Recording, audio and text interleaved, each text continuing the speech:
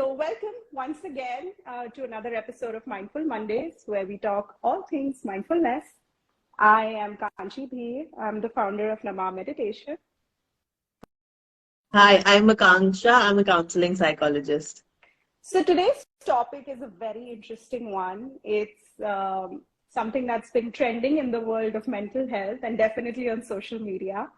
But what does it really mean? And we're talking about gaslighting.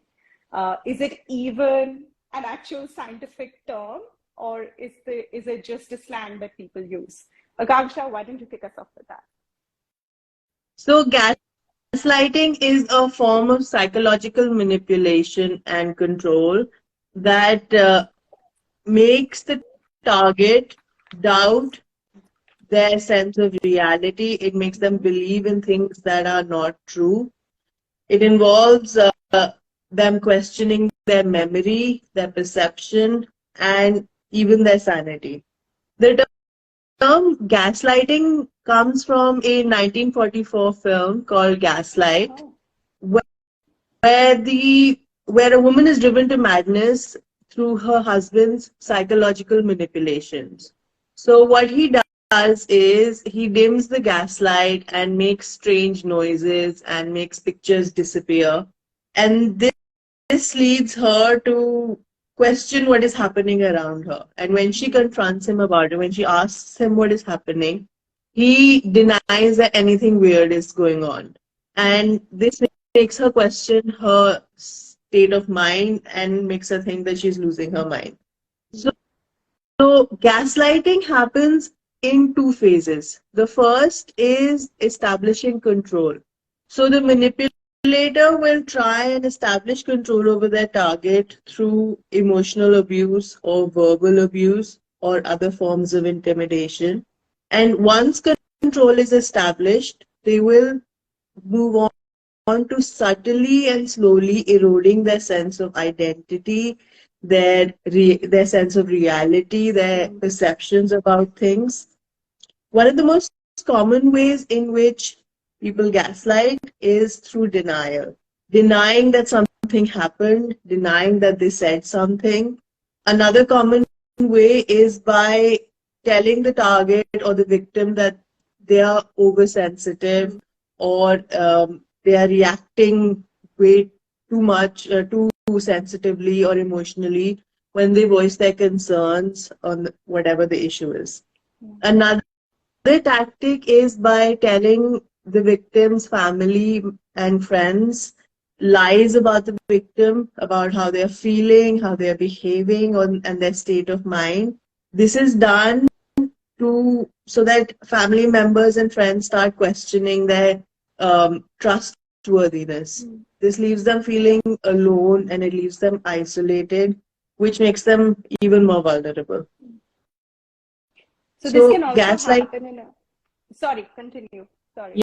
Please continue. Yeah. It can happen in multiple settings. It can happen at work. It can happen with your friends, family members, parent-child relationships. So it can happen across all sorts of relationships.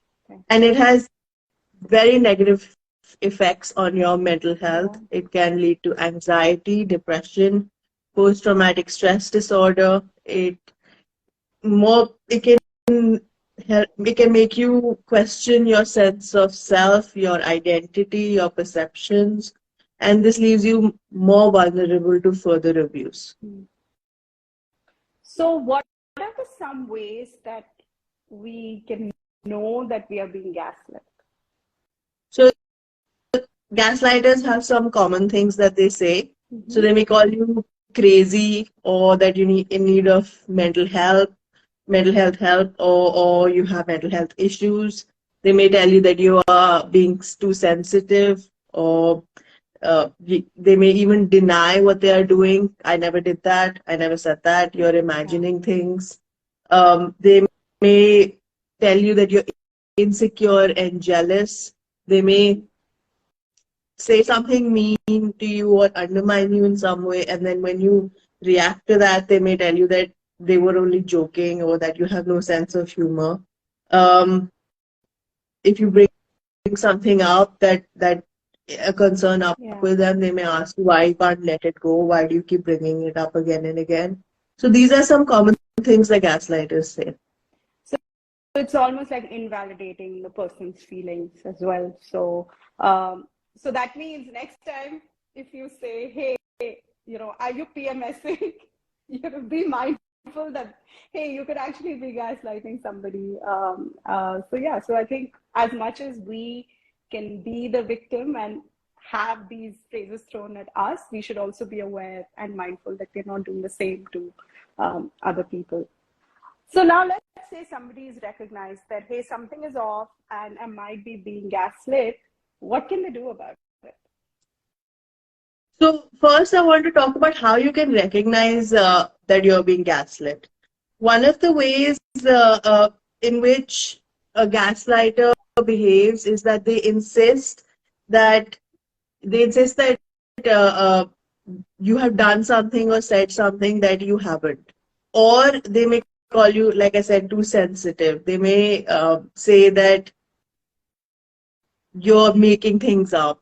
If you in a relationship feel that you are walking on eggshells, or you feel threatened, or you constantly feel that you're questioning whether you're too sensitive, you're questioning your judgments, your feelings, your sense of reality, you're taking you're taking on the blame for how the other person is treating you.